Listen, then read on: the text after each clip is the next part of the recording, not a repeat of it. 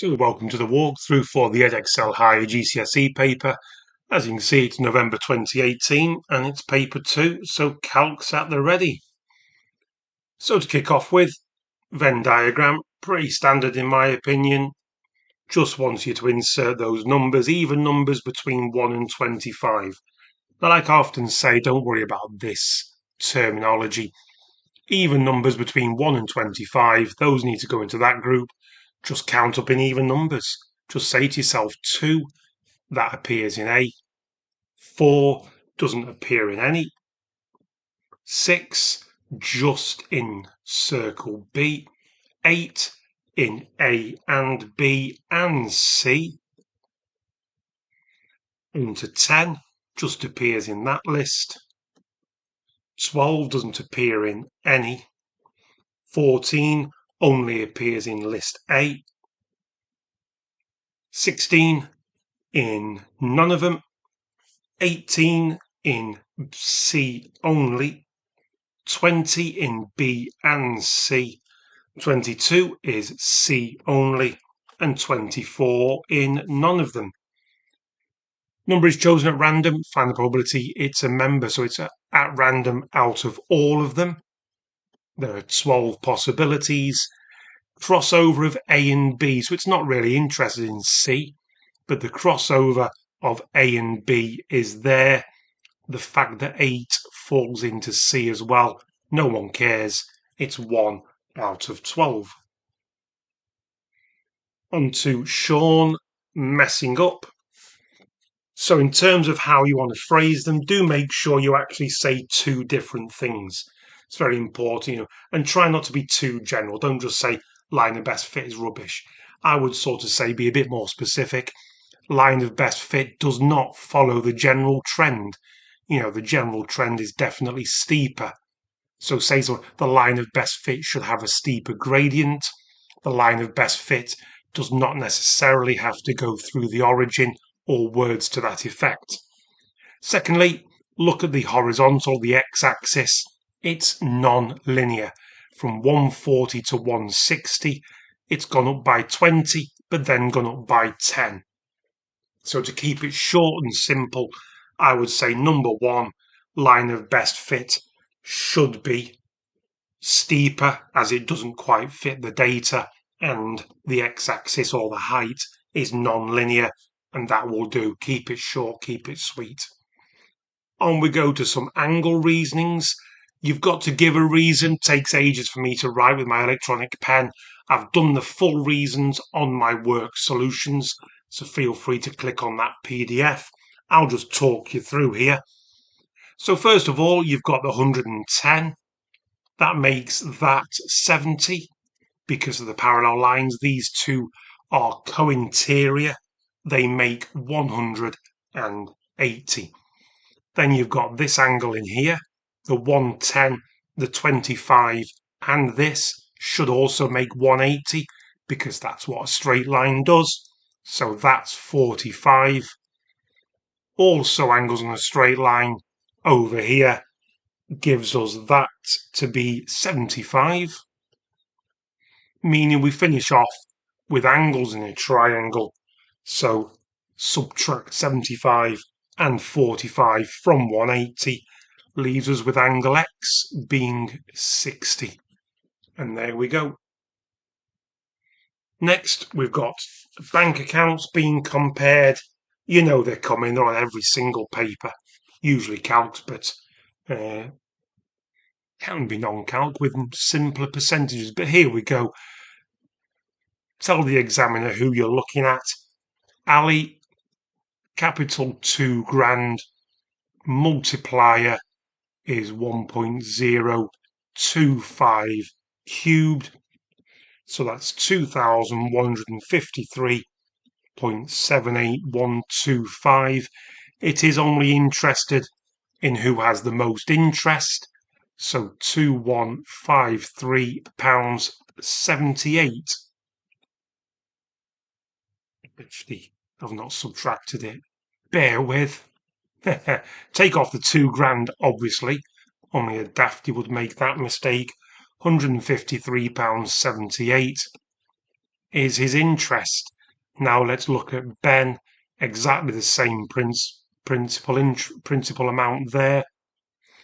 And then the multiplier for him is 1.035 cubed, which gives us 1773.9486. In other words, 173. See, I remember this time, 95 interest. So it's about £20 more for Ben, as you can see. So you want to make sure you answer the question. So Ben gets more. Does this affect? Well, it now says that the shares account, which is Ben's account, goes from 3.5 to 4. So Ben's multiplier would now be 1.04. Does this affect who will get the most interest? No, it just means Ben ends up getting even more money. So that's it, just words to that effect. Again, like I say on all my videos, just because they give you 3 lines doesn't mean you need to fill 3 lines. Number 5, standard area, have the area volume, this sort of thing. Have they got enough of this to do this?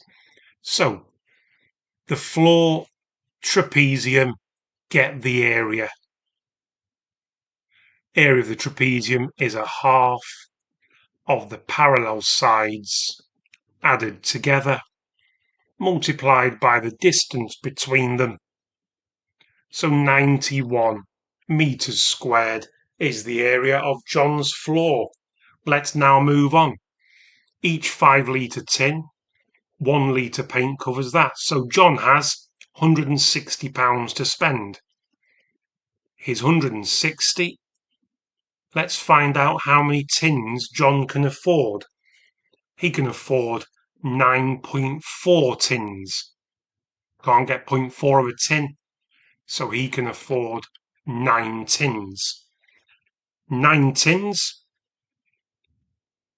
so 45 litres. 1 litre covers an area of 2. So the 9 tins he can afford can do 90 meters squared. As you can see, not enough. So again, answer the question, no. If you want to be a bit more specific and say he needs 10 tins or words to that effect, feel free. On we go. So question 6. It's no coincidence that they've given you a blank down here. You are allowed to write on that area down here. If you wanted to make a nearly perfect, accurate scale and all that malarkey, feel free. On my work solutions, I just did it by doing a tiny little sketch, just so I can see that 5 along, 9 up is 1, that's the coordinate of A, and B is so many along and 15 up. Scale doesn't have to be accurate, it's just a sketch.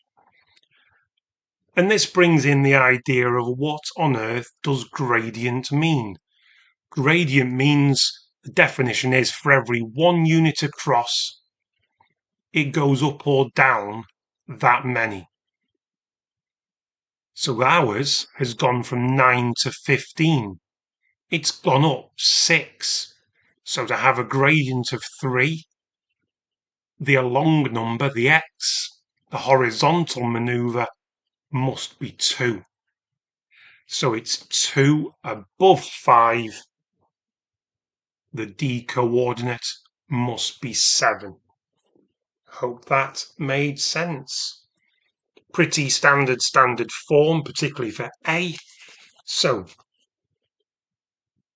small number minus power. The small number needs to be the A needs to be between 1 and 10. So 8.6-ish. And we move it 1, 2, 3, 4, 5 times.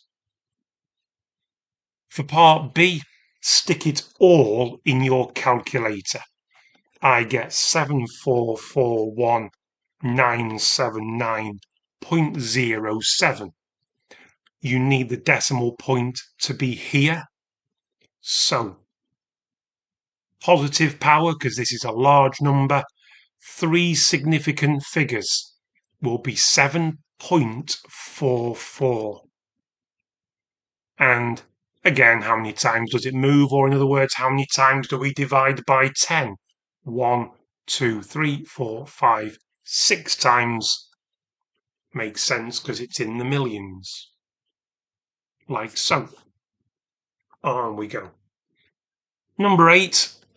No one wants to see me be rubbish with an electronic pen for 10 minutes, so here we go. I've already drawn on, as you can see, the transformations. So, first job, do the top line first. The line y equals minus x is the diagonally downhill line there. Pick a coordinate and reflect it, like so. Do it by posh counting, as in corner to corner, and you get one vertex at a time. Be careful with diagonals, they're always the trickiest. But when you are reflecting 1, 2, 3, make sure you count at a perpendicular to the mirror line. But let's get rid of that because they're just overcomplicating in the exam. Obviously, do them lightly in pencil. So you get triangle Q. Then we need the line x equals -1. That'll be a vertical line going through -1. That's easier to reflect. 4 to the left becomes 4 to the right, and so on, to get R. But then it says, describe fully how we get from R to P. So R to P is a rotation. It's going, as my arrows just suggested, it's going 90 degrees anti-clockwise, but it's around that coordinate there, because that's 2 to the right, and that should be, and it becomes 2 up if you rotate 90 anti-clockwise. So the center of rotation is the coordinate -1, 1. Unfortunately, a lot of work there required for 3 marks, but it is what it is. Number 9 looks like an errors and bounds, and it comes under that, but actually be careful, it's not quite the same. It's truncation. It means the number's been chopped off. So the 7 is fixed. It cannot go down to a 6. All right. The smallest it could possibly be is 7.000 recurring. In other words, 7. And yet it can exactly be 7, so it needs the inequality, which includes equals. The upper limit, though, it could be 7.99999 forever. So 7.9 recurring. The mark schemes do accept that, but if you're going to go with a less than, just go with an 8, because 7.9 recurring, the argument is that that's equivalent to 8 anyway. Number 10. Big old wordy ratio. Lots of stuff to do here. You've got your calc, one thing at a time. So Robert makes 50 litres of green paint. His green paint. He mixes yellow and blue in the ratio of 2 to 3, but he's making 50 litres, so it's really 20 to 30. And now we can move on to the cost. Yellow paint is sold in 5-litre tins. He wants 20 litres, so that's going to be 4 times 26. That's going to be £104 for the yellow paint he needs. Same process for blue, except it's sold in 10-litre tins. He needs 30, so it's going to cost him 3 lots of £48, £144. So his total outlay is £240. £148. Let's move on. He sells it in 10-litre tins, £66.96. So if he makes 50, sells them in 10-litre tins, he makes, or he takes, 5 lots of that amount, which is £334.80. So he spends 248, he takes £334.80. His actual profit, subtract them, is £86.80. Work out Robert's percentage profit. Don't forget that formula for percentage profit. It's actual profit divided by original amount, or in this case, amount outlaid, times by 100. And it gets the confidence boosting nice round number of 35%. Makes sense. Number 11, the old permutations, combinations, rubbish, they're always dead easy. So, top line, starter and main. That's 9 lots of 15 possibilities. Then we've got main and dessert. That's 15 eighths. Lots of possibilities. And then we've got one of each. Starter, main, dessert is 9 times 15 times 8. Grab your calcs. 135. And it's obviously, we know what we're aiming for. But show means do it. And hope you agree. 120 for that. 1080 for that. And we know what's coming. 1,335 shown. Number 12, the usual algebra stuff where lots of things cancel. So top left, I'm going to factorise because it is difference of two squares. It's 2x plus 3 and 2x minus 3, and top times top.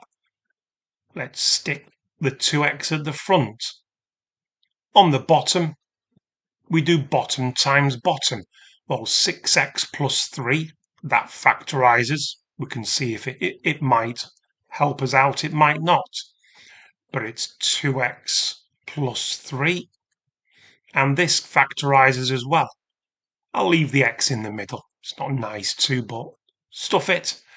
And then we get x minus 3 on the bottom. And obviously, because that's what we're looking for loads of stuff to cancel.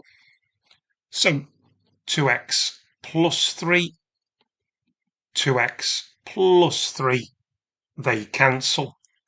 We've got an x on the bottom and an x on the top. I think we're done. What are we left with? And we want it in this form. So on the top, let's expand the brackets. 2 lots of 2x minus 3. 3 lots of x minus 3. And that's your lot. On to B.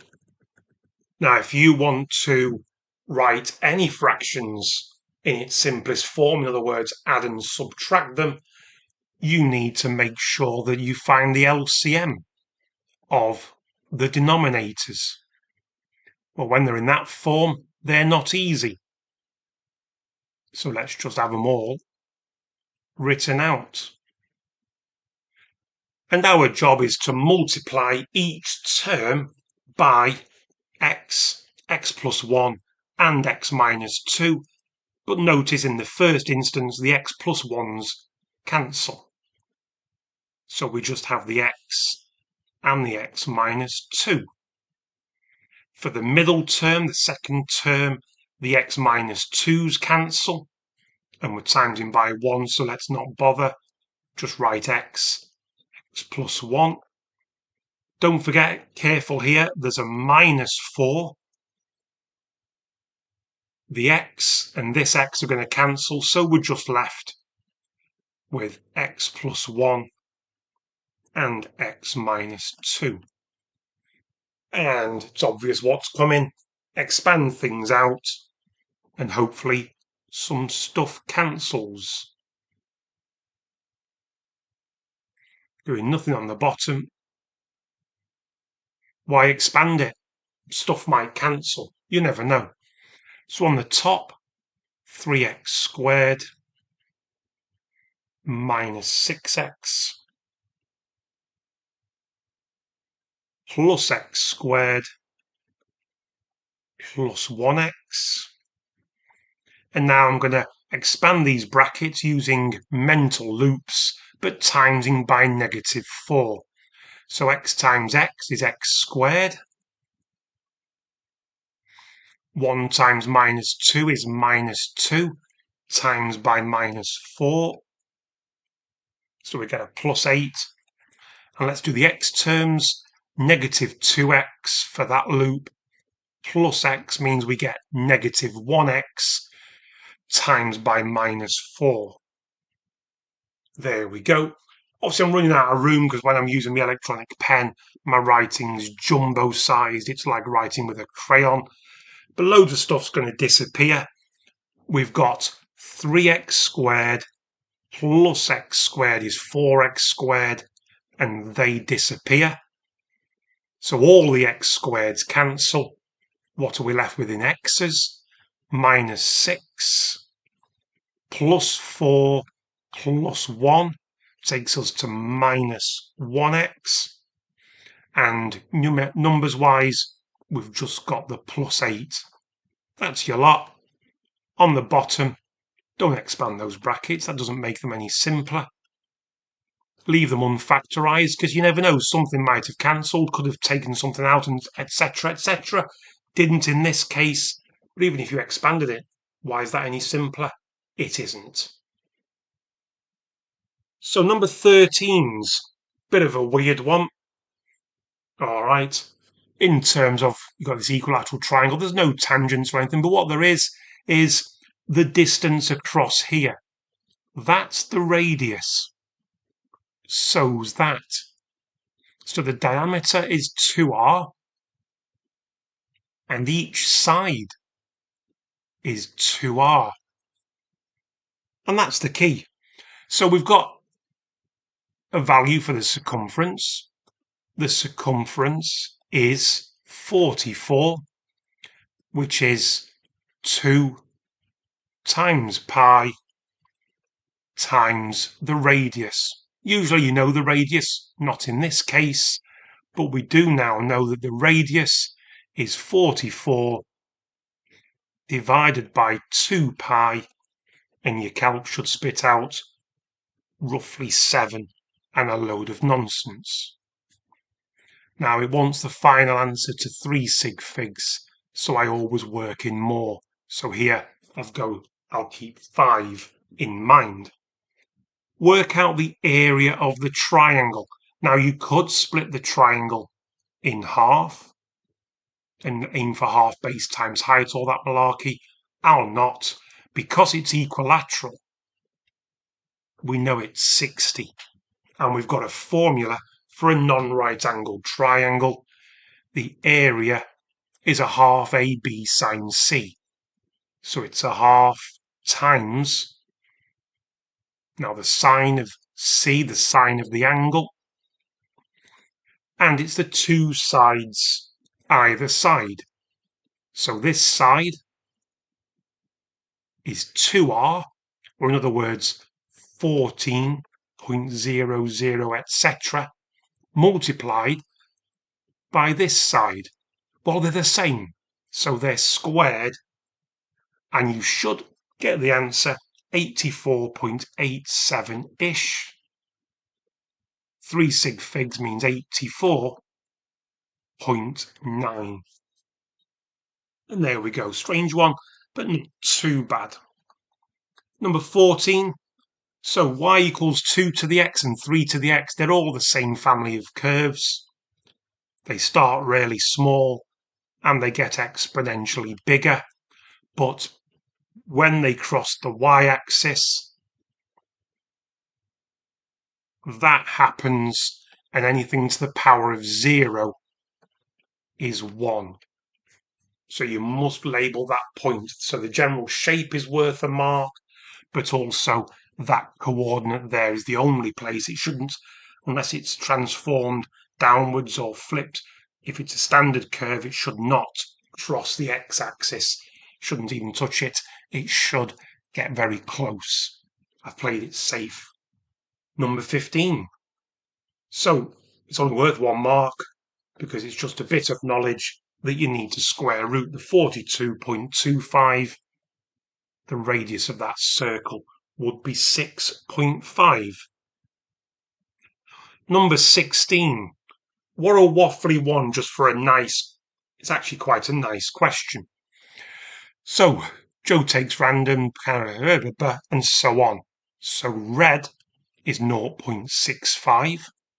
That makes green 0.35 because there's only green. What am I on about? Blue. Of course I meant blue. Deliberate mistake. Just checking if you're all still awake. 0.35. What's the probability that they take different colours? So the probability of a red is 0.65, and if you were drawing the probability tree, it would be multiplied. But don't forget, on your probability tree, you'd have red, then blue. You'd also have blue, then red. But they'd have the same numbers on because they're not changing. The counter gets returned. So just double it. And it's 0.455. Part B, lots of ways to do part B. I'd go with this way. We know that 0.65 is the probability equals 78 counters. If you divide both sides by 13, you know that 1/20th, or in other words 0.05, is worth 6 counters. So all the counters, probability of 1, which is 20 times as much, is you can go 6 times 20, 120 counters in total, so 42. Other way of doing about it is you could have said that 0.65 times a number and so on.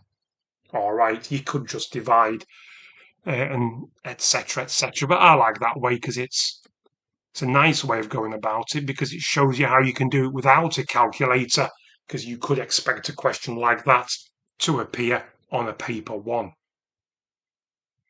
Number 17. So P and Q. This is a fun one. Lots going on. It's ultimately fractions and algebra.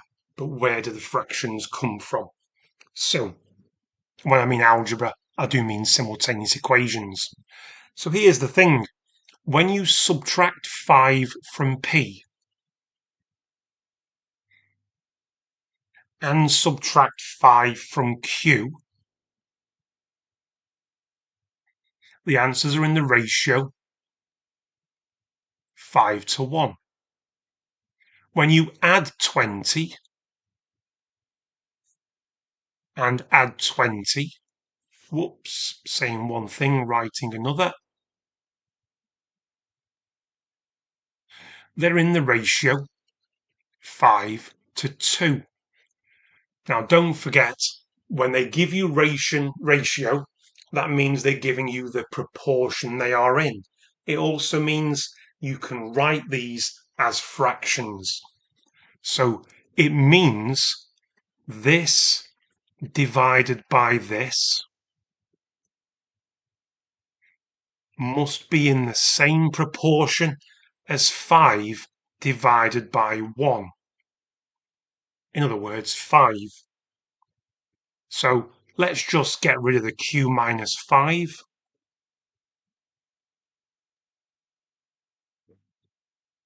So we've got it all on one level.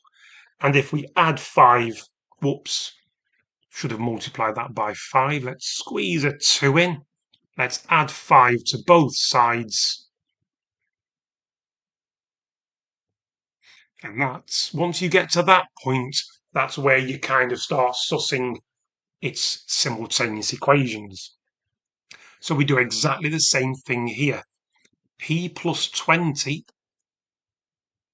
over Q plus 20 must represent the same proportion, the same fraction, as 5 over 2. So again, we're going to cross multiply. 2 lots of all these is 2p plus 40.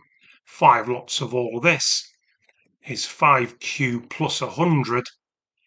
And if we subtract 40 from both sides, 2p equals 5q plus 60.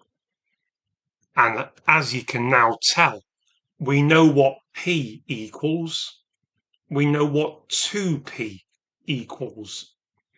So if we double all that, we can put it equal to this. And that's exactly what you need to do. 10q minus 40 equals 5q plus 60. And now we find q. Take 5q from both sides.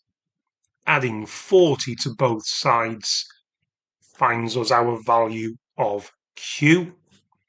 And we stick that back into one of our equations. I'll go for this one. So p must equal 5 lots of q, that's 100, minus 20, giving us 80. Now you've done all that work, don't forget to read the question. Find the ratio p to q in its simplest form. So p to q is 80 to 20, in its simplest form, 4 to 1. What a doozy of a question. Nice if you can get that first stage set up. It becomes quite friendly algebra after that. It's the setup that's the difficult bit there. Number 18. They've given you plenty of room for this. You could draw a diagram. I would not bother. So as soon as you read that top line, you've got the line L1. Well, we've got enough information to work out its gradient. Gradient is changing y's, so 6 goes down to 2. Whoops, not minus 3, minus 4.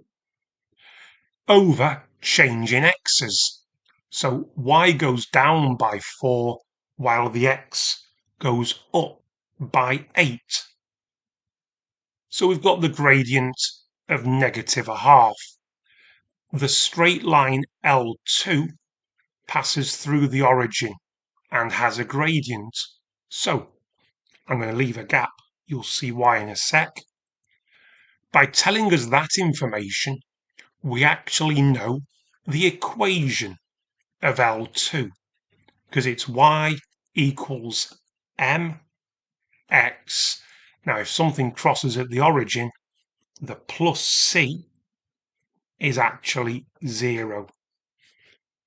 So we've got the equation of L2. We'd like to have the equation of L1. We don't, but we do know its gradient, and we do know a couple of coordinates it goes through. Let's sub all that into y equals mx plus c. So y is 6 equals m is minus a half multiplied by x plus c. So we've got minus 2 here. Adding 2 to both sides means c is positive 8. And it now means we know the equation of L1. Y equals mx plus c. The lines intersect. Intersect is, it's another kind of, it would be simultaneous equations, except these two are really easy because we've got y equals something and y equals another something. So yeah, these somethings are equal. So we add a half x to both sides.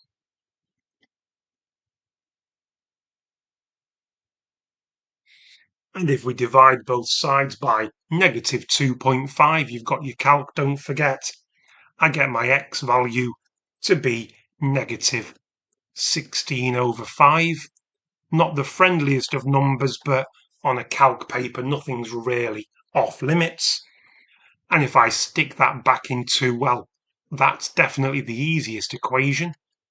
So to find my y coordinate, I multiply my x coordinate by negative 3, 48 over 5. And if you want to give them as mixed fractions, that's up to you, but not me. Number 19, they've given you loads of room on this, but a bit more of a logic one, really. So, when you've got double inequalities, you can still do exactly the same as if there was just one inequality. Let's multiply everything by 4. We get 88 and we get 128. Let's take away 7 from all three parts.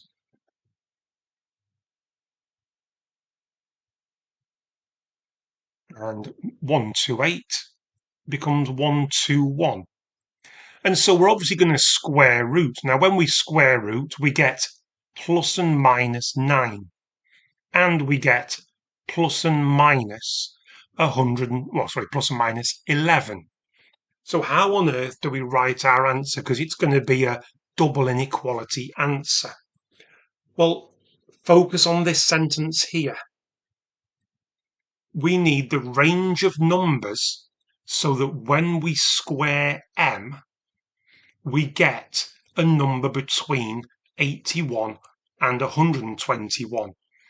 Now, if we have a look on a number line, minus 11's down here, minus 9's there, there's 0, there's 9, there's 11. If we are, let's say, down here at minus 10, minus 10's perfect, because minus 10 squared is 100, and 100 works. Something here, though, doesn't work. Let's try negative 5. Try negative 5. It does not satisfy the inequality. Same here. Positive 5 wouldn't satisfy it either. It's there and there that do. If you go above 11, let's say to 12, 12 squared is 144. That does not satisfy the inequality. It's got to be between those regions there. We need m to be between negative 11 and negative 9, or possibly between positive 9 and positive 11. So as you can see, they gave you a lot of space there, and you could have used it up, but ultimately a number line, I think, is the best way to track that one. Number 20, lots of waffle, but like all these frustum questions, always think, do I have the radius of the shapes I'm working with? No, that's 3.6. What about the cone that's chopped off on top? That must have a radius as well. And we're not told it, but you can fathom it out. Because as you can see, the height of the large cone is 6.4. The height of the small cone chopped off is half. If the height is halved, the radius would be halved as well. And there we go. So we can crack on. Now I'm going to create a bit of room. I've got the information written down. And as you know with this one, they do give you more space on the next page. So let's do one bit at a time. So they tell us the densities we need to work out because they've given us formulas for volumes. They've not given us them for fun. Let's work out the volume of the hemisphere. So the volume of the hemisphere is, well, the formula for a full sphere is 4/3 pi r cubed. We want half of that, so we'll use 2/3 times pi times the radius, and as we've already said, the radius is 3.6, not 7.2. Whoops. And you should be getting 97.716. And this is one of those rare questions where they don't tell you how accurate they want the answer. So we'll just play it by ear and we'll use common sense. You could say 0.7. Let's do the volume of the frustum. That's going to be the big cone, which is 1/3 times pi times the big radius squared times the big height minus the cone that's got chopped off the top. That's 1/3 pi multiplied by the small radius squared multiplied by the smaller height, 3.2. Stick all that nonsense in your calcs, and yeah, you could have done the pi by 3 taken out. Who cares, as long as you get 76-ish. So we've now got the density of the frustum, the density of the hemisphere. We've got the volumes of both of them. So we move forward. If we've got densities and volumes, we can use our old friend dmv to find out the mass of each of them. So the mass of the hemisphere is 4.8 times by the number we got on the previous page. I'm getting 469-ish. And we need the mass of the frustum. That's 2.4 times by the number we got on the previous page, and that's giving 182.4-ish. So to get the density of the combined shape, you need to do total mass, which is these two added together,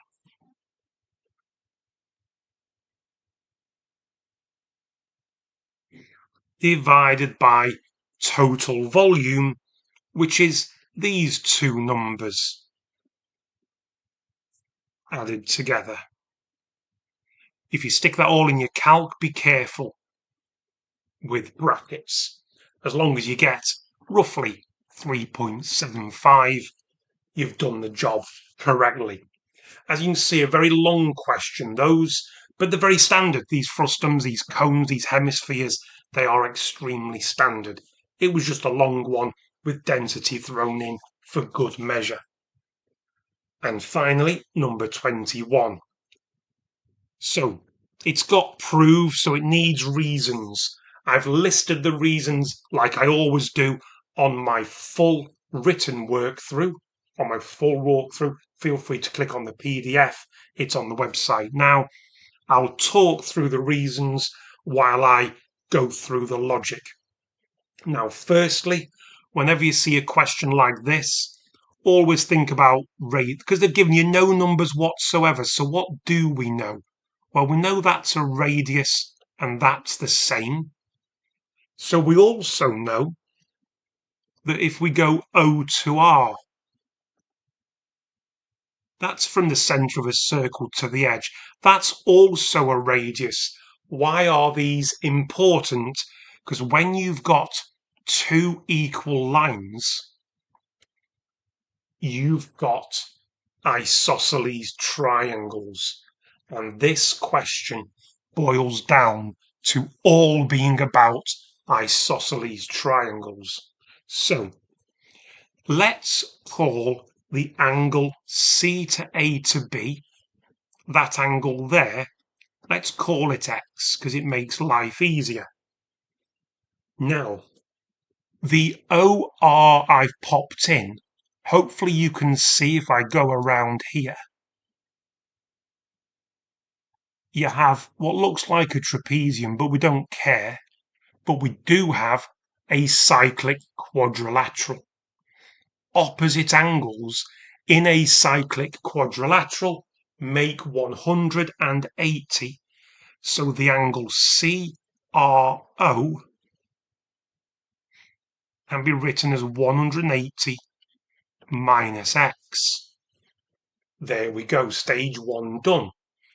But now we can use angles on a straight line for this. Angles on a straight line should add up to 180.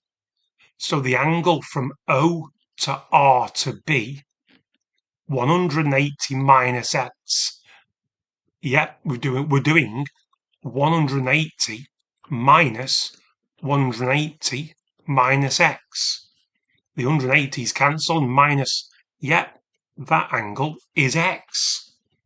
And back to my initial statement, because we have an isosceles triangle, because O to R and O to B equal the radius, we have base angles of an isosceles triangle are equal. So if O to R to B is X, then A to B to C must also be X. All right, so you need those reasons. Cyclic quadrilateral equals 180. Angles on a straight line is 180. Statement about the radii being equal, giving you base angles of an isosceles triangle or line of symmetry, giving you the final angle to be X. So as you can see, didn't do a lot of writing here, but trust me, I did a heck of a lot of writing on my worked answers, so feel free to check them out. So I hope that's helped. Some particularly biggie questions on there. Not a bad paper in the whole, but some tough going towards the end, but that's pretty standard in my opinion. Hope that's helped. I'll see you on paper 3.